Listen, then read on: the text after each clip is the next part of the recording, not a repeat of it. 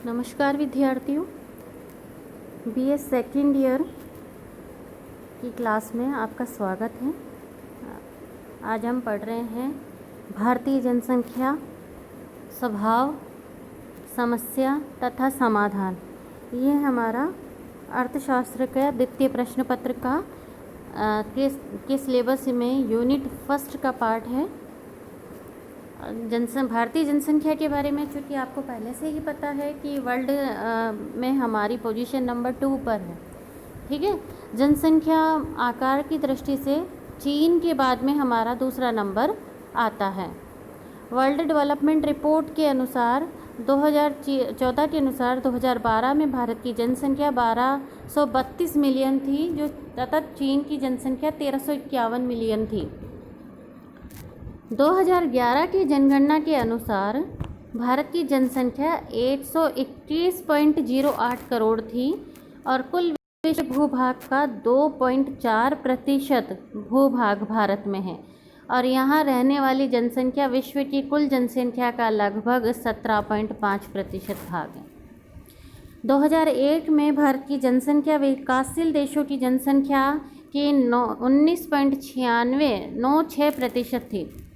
इससे एक बात स्पष्ट रूप से सामने आती है, वह यह है कि भारत में भूभाग के ऊपर जनसंख्या का बहुत अधिक दबाव है और ये दबाव निरंतर बढ़ता ही जा रहा है।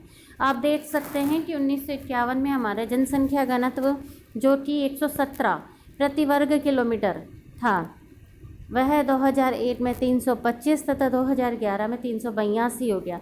मैं आप लोगों को एक मोस्ट इम्पॉर्टेंट बात बता देती हूँ इंडियन इकोनॉमी में। चूँकि पढ़ना तो काफ़ी सरल है, इसे काफ़ी सहज लगता है, लेकिन जब डाटा की बात आती है तब ये थोड़ा सा डिफ़िकल्ट बन जाता है।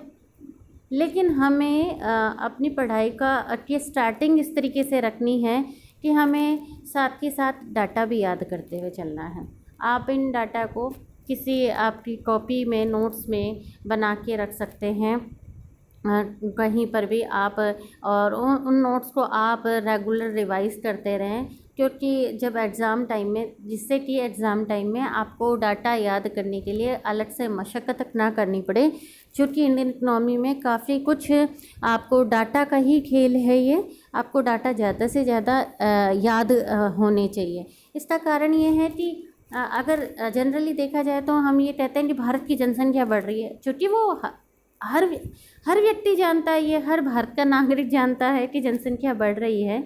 लेकिन एज ए इकोनॉमिक्स स्टूडेंट आपको थोड़े से डाटा दे देनी चाहिए वहाँ पर, क्योंकि इकोनॉमिक्स में कहीं ना कहीं हम फैक्ट्स की बात करते हैं और फैक्ट्स को रखने के लिए डाटा प्रभावशाली हथियार होते हैं। इसलिए कोशिश कीजिए कि अभी से ही आप अपने डाटा रिमेंबर करिए, उन्हें कॉपी पे उतार लीजिए, ताकि लास्ट टाइम में जब पेपर में आप पेपर दे रहे हों उस समय आपको इसके लिए अलग से मशक्क़त ना करनी पड़े। और इसमें एक चीज़ ये भी है कि डाटा का काफ़ी इम्पैक्ट पड़ता है एग्ज़ामिनर के ऊपर, क्योंकि कहीं ना कहीं ये उसे पता चल जाता है कि कौन बच्चा पढ़ के आया है, कौन नहीं आया। तो थोड़ा सा आप इस चीज़ को अभी से ध्यान रखिए। इंडियन इकोनॉमी वैसे तो बहुत सिंपल है पढ़ने के लिए, लेकिन जब डाटा की बात आती है तब ये थोड़ा डिफ़िकल्ट बन जाता है। ठीक है, तो डाटा के ऊपर थोड़ा मैं विशेष बात करूँगी यहाँ पर। आप इसको टेबल भी बना सकते हैं डाटा को अलग से, ताकि और उस कॉपी में उस टेबल को आप ऐसे हर सप्ताह हर दिन याद भी कर सकते हैं ये। लेकिन ये काम आप अभी से ही करते रहिएगा। ठीक है,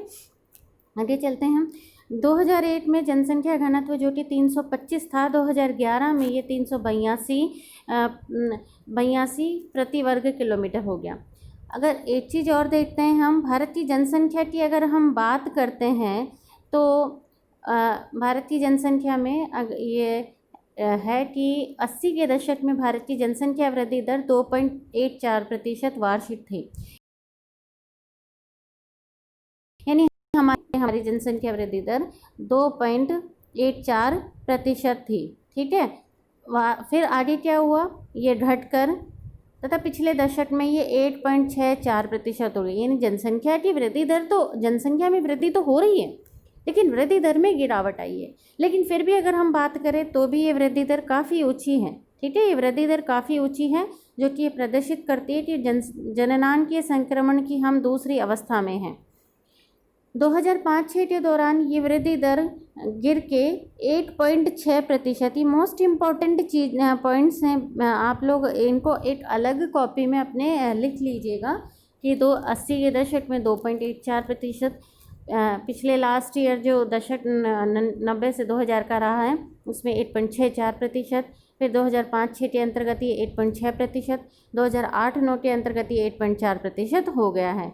यानी ये जनसंख्या की वृद्धि दर ये संकेत करती है कि भारत जननांगीय संक्रमण की तीसरी अवस्था में प्रविष्ट होने के कगार पर है अभी दूसरी अवस्था में, लेकिन तीसरी अवस्था में पहुंचने के कगार पे है। आगे हम देखते हैं जनसंख्या का आकार तथा वृद्धि दर। जनसंख्या की वृद्धि दर की दृष्टि से भारतीय जनसंख्या को 4 प्रमुख भागों में विभाजित किया जा सकता है, और वे 4 प्रमुख भाग कौन से हैं? 1891 से 1921 के दशक के टाइम ड्यूरेशन में जनसंख्या की वृद्धि दर स्थिर अवस्था की वृद्धि दर रही है। 1921 से 51 स्थिर वृद्धि की अवस्था। देखिए इस दौरान तक ब्रिटिश शासन हमारे ऊपर था, ठीक है, तो जनसंख्या की वृद्धि दर स्थिर अवस्था में रही। 47 में हम आज़ाद हुए। 1951 से 1981 के बीच जनसंख्या की वृद्धि दर तीव्र ऊंची दर से रही, तीव्र ऊंची वृद्धि की अवस्था रही। 1981 से 2011 के बीच में यह तीव्र वृद्धि के साथ, माने वृद्धि तो तीव्र ही रही है, लेकिन वृद्धि में कमी की प्रवृत्ति भी रही है, माने कमी की माने टेंडेंसी इसमें कमी रही है दर में, लेकिन फिर भी वृद्धि तेज ही हुई है। माने वृद्धि तो रही है जनसंख्या में, लेकिन उस वृद्धि की जो दर है उस दर में कमी रही है। 2001 से 2011 में घटती हुई दर से आपके तीव्र वृद्धि की अवस्था है। 1891 से 1921 के बीच जनसंख्या की वृद्धि दर 15 मिलियन थी। इस अवधि में वृद्धि दर 0.19%। 1891 से 1921 की अवस्था में जनसंख्या की जो वृद्धि दर है वह है 15 मिलियन, ठीक है, और इस अवधि में जो वृद्धि दर है वह है 0.19, ठीक है, 0.19%। फिर 1921 से 51 के बीच में वृद्धि दर वह है 110 मिलियन की, और वृद्धि दर रही है 1.22%, यानी पहले 0.19%, फिर 1.22%, फिर इसके बाद में 1951 से 81 के बीच में आप देखिए जनसंख्या वृद्धि 322 मिलियन थी, जबकि वृद्धि दर कितनी रही है? 2.15%, 2.85% की रही। चौथी अवस्था में यानी 1981 से 2001 के बीच 20 वर्ष की अवधि में जनसंख्या की वृद्धि 344 मिलियन रही है, लेकिन इस अवधि में वृद्धि दर आपकी रही है 2.05, ठीक है, 2.05 आपकी ये वृद्धि दर रही है।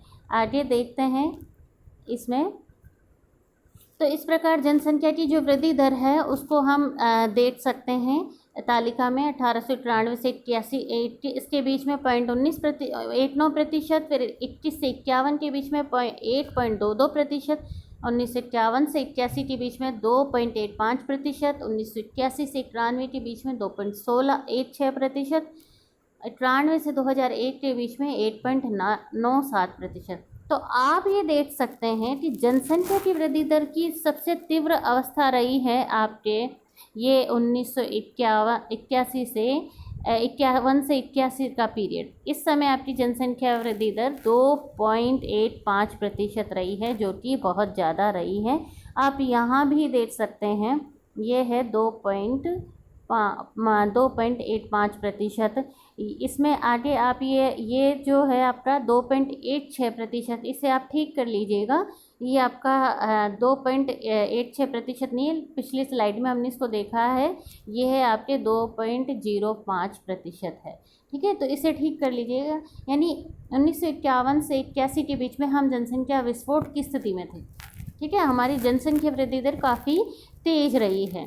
तो ये इस प्रकार हमारी जनसंख्या वृद्धि दर ब्रिटिश शासन के दौरान 0.19%, 8.22% दर्शा रही है, यानी जनसंख्या में वृद्धि की रफ्तार तेज नहीं थी। लेकिन जैसे स्वतंत्रता प्राप्त हुई और स्वतंत्रता प्राप्ति के बाद में आप ये देखिए 1951 से 81 के बीच में 2.85% और 1981 से 91 के बीच में 2.16%, यानी इन दोनों ही ड्यूरेशन में 51 से और ये 51 से 81 और 81 से 93 इन दोनों के बीच में ही आपकी जनसंख्या में वृद्धि दर काफ़ी तेज रही है।